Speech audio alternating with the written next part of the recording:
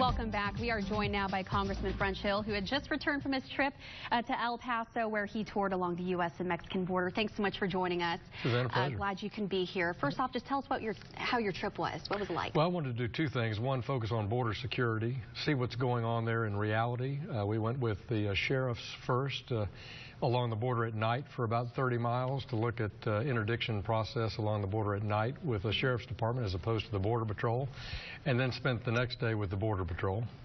Okay, so pretty busy day out there. And it was a busy day. Couple of days.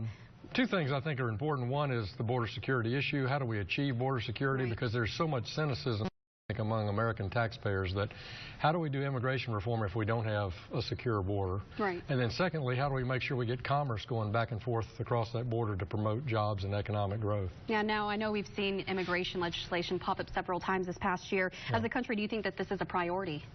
I think it is a priority. I think there's just disagreement on how to achieve all the goals. I think people want the border secured first. I think people want a temporary worker program that makes it easy for people to come in and out of our country legally, and then that takes the pressure off illegal immigration. Now, we know that the legislative session just wrapped up here in Arkansas, where we saw a compromise religious freedom bill signed. Where do you stand on this compromise?